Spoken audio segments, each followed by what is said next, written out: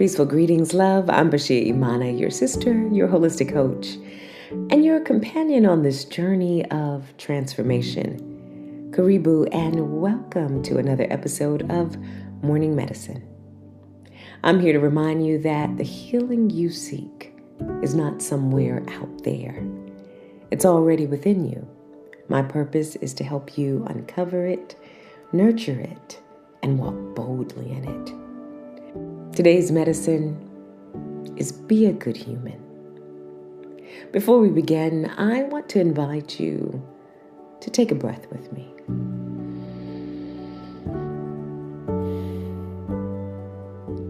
Let your shoulders soften, let your jaw unclench, and arrive right here. This work is not about rushing through information. It's about embodiment. Each lesson is designed as medicine for your soul. And just like real medicine, it works best when taken consistently, one dose at a time. So I encourage you to listen to this lesson every morning for 7 days before moving on. Let the words settle deeper into your spirit each time. Because small steps, repeated with intention, lead to big transformation. Let's begin.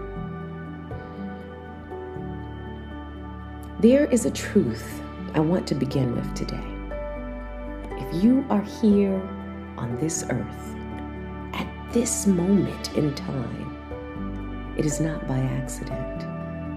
You are here because the Creator had a plan, a purpose, an assignment that only you could fulfill in the way that you can. And yet, when we look at the world, and when we look honestly at our own lived experiences, we see so much pain, so much hurt, anger, stress, anxiety, sadness, inequality.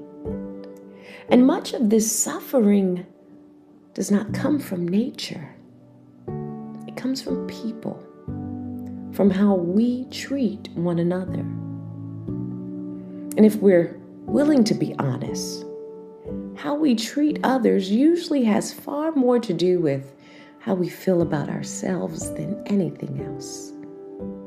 In many African traditions, the word for human, such as Muntu in Bantu languages or Onipa in Akan, is not defined simply by physical form.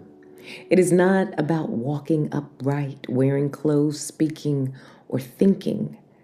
The word human is reserved for those who are humane. It is a title that is earned through how you live, how you treat others, and how you show up in the world. To be human in this understanding means you recognize something deeper. It is to understand that while we are different, we are not separate. That my purpose is intertwined with yours. That my healing is tied to your healing. That my success does not come at your expense, but is strengthened through your thriving. My humanity is bound to your humanity. This is principle. This is the foundation of many African worldviews. In the philosophy of Ubuntu, we say, I am because we are, and we are because I am. In Akan thought, personhood is something you grow into through right relationship with others.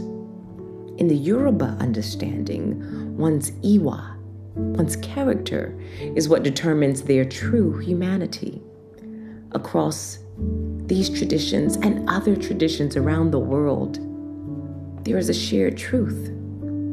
We are not independent beings trying to survive alone. We are interdependent beings, responsible for one another. This means your actions matter, not just for you, but for the whole. How you speak, how you move, how you treat people, how you care for the earth, it all ripples outward. To be truly human is to live with that awareness. It is to understand that your presence can either bring life or take from it. And every day you have a choice in which one you'll be. Because in this way of knowing, we do not rise alone. We rise together or not at all. So here's a question we need to sit with. How can we enter spaces of sacred worship, whatever our faith, tradition, or practice may be, and still carry hatred in our hearts? How can we pray, chant, meditate, sing, or bow, and then harm others with our words, our actions, or our indifference? In yoga, we often begin or end our practice by saying namaste. The light in me sees and acknowledges the light in you. But when do these powerful words move from rhetoric to a true belief, to a way of living, to a way of engaging one another? What if we treated every person, every plant, every animal as if we were in direct conversation with the Creator, with divinity? Now you may think, surely when you engaged that knucklehead last week or your narcissistic boss the other day, you were not engaging the Creator, by whatever name you call the Creator. But the truth is, you were. And in that moment, you were being given an opportunity to rise into the highest version of yourself.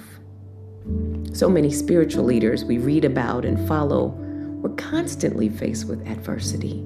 People challenged them, questioned them, tested them, brought harm to them.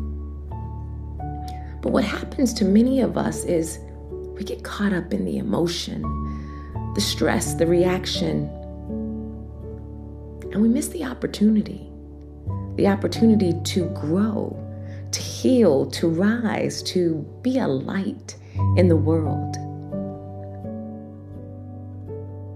And why do we feel the need to project what we want, our expectations, our limitations onto others? Were you there in the spiritual realm when they received their assignment, their gifts, their path, their purpose?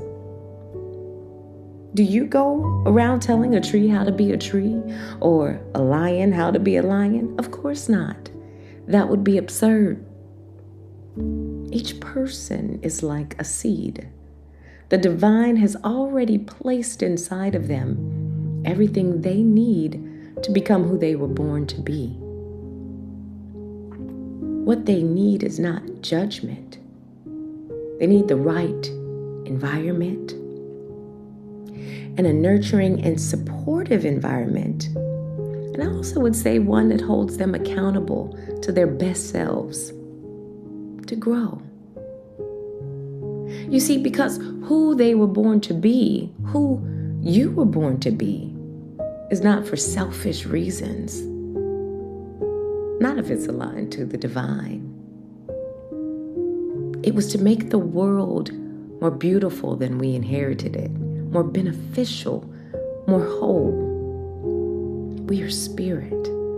Our bodies are the vehicle, sacred instruments through which our work is done.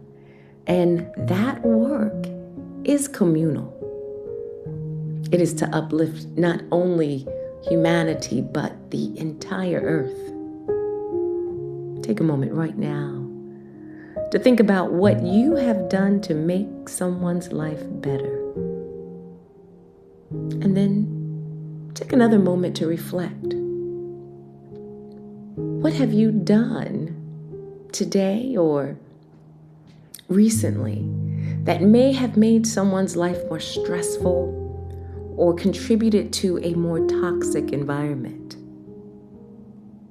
We have to become for ourselves and for each other the fertile soil, the sunshine, and the water so that we all may grow. This means we must be good humans. Be a good human. That is what a powerful, wise South African elder said to us during a talk at my school last year. So simple, yet so profound. Be a good human. The natural order of things is a beautiful duality. There is hot, cold, up, down, righteous, not righteous, order, disorder, truth, lie, harmony, disharmony, and the list goes on and on. When it comes to those dualities that shape our character, choose the way that honors good. You know, in Western society, I'm labeled as neurodivergent. I don't do things like so-called regular people. In school, I needed extra time. I preferred essays over multiple choice questions so I could show the depth of my knowledge rather than get something wrong because I overthought it. I remember someone told me I wasn't book smart, just creative. And so many of us do this to others who are different from us. We place our limitations, our misunderstandings, our ignorance onto them. But I knew who I was. I was the child who could read at 2, who wrote my first award-winning book at 5. I consistently scored above grade level. I read constantly. I could play any instrument I picked up. I wrote stories and plays. I could feel what others were feeling. I had a deep connection to nature and spirit. I could take chaos and organize it into something clear and whole. I could think outside of the box and find solutions. And yet, according to Western metrics, something was wrong with me. And they say that about so many of us. No, we must recheck that. Whether it is your ethnicity, gender, hair texture, physical makeup, or how you think, we are who we are because the Creator made it so. And when we show up as our highest selves, we are exactly who the world needs right now to heal, to build, to evolve. I'm going to use myself as an example, and hopefully this resonates with those who are listening. In Ayurveda, my constitution is Vata, air and ether. It is the energy of movement, creativity, sensitivity, and initiation. Vata begins things. It carries ideals, it travels, it feels, it creates. Without Vata, according to Ayurveda, nothing moves, nothing is born. And in the Yoruba tradition, I'm a child of Oya, the wind. Oya, she clears stagnation, she brings change, she opens the way. She moves what is stuck and makes space for what is next. She is transformation. She is forward movement. She's the force that says, it is time. That is no coincidence. I am who I am. And when I step back and look at it all together, I see a pattern. What Western psychology may call ADHD, Ayurveda may understand it through Vata, and Yoruba wisdom may recognize it through the energy of Oya. Different systems, different languages, but they are all pointing to something similar. Movement, sensitivity, creativity, intensity, quickness, change, vision, and the power to initiate. That doesn't mean that they are exactly the same, but it does mean that what one worldview may label as a problem, another may recognize it as power and sacred design. And think about how often creatives are spoken about, dismissed, undervalued, seen as less than because they're not engineers, doctors, or lawyers. But here's the truth to ponder. God is a creative. The universe itself was born through creative force. And look around you right now. the art on your walls, the music you listen to, the chair you're sitting on, the technology you use, the discoveries that shape our lives. These came from people who thought differently, who felt deeply, who refused to conform and instead created on behalf of humanity. What I'm saying is this: everyone is valuable. Everyone is needed. Everyone has a rightful place in this world. And this is not just true for how we think. It's also true for how we look, for the bodies we live in, for our hair, our features, our skin, our culture and our traditions, for how we speak, for what we are called to do with our lives. So often, anything that does not fit into a narrow definition of normal is judged, dismissed, or made to seem less than. But who decides what is normal? Who decides what is valuable? Not the Creator. Because, as my big mama says, the Creator doesn't make mistakes. Difference is not error. It's design. So, if you've ever felt misunderstood, if you have ever felt judged for how you think, how you look, how you live, or what you carry, pause here and remember, you're not here to fit into someone else's limited understanding of who you should be. You are here to fully become who you were created to be. And when you honor that truth in yourself, you make more room for others to do the same. And we must be good to one another. Individually, we must commit to becoming the highest, most righteous, most aligned versions of ourselves and use who we are for good in this world. Not for some, but for all. Will that eliminate conflict? No. Storms are part of creation. Transitions are necessary. Weeds grow in the garden. But even that has purpose. Challenges are opportunities. They bring awareness. They give us a chance to use our agency to grow, to refine, to rise, if we choose to see them clearly. And sometimes the very people who challenge us the most are part of that design. Either the Creator and ancestors have something so great prepared for us that we are being trained, refined through these relationships, or we're being called to resolve something that we have yet to fully understand. Either way, the path forward is the same. Self-awareness, self-work. The only muscles that grow are the ones that you use. And our relationships, our society, our community, our family, our work, this, I would even say, our inner thoughts. This is the gym. This is real personal training. So here's your invitation. Honor who you truly are, not who the world tried to label you as. Choose in every moment to act from your highest self, not your reaction, not your womb, your highest self. Be a good human.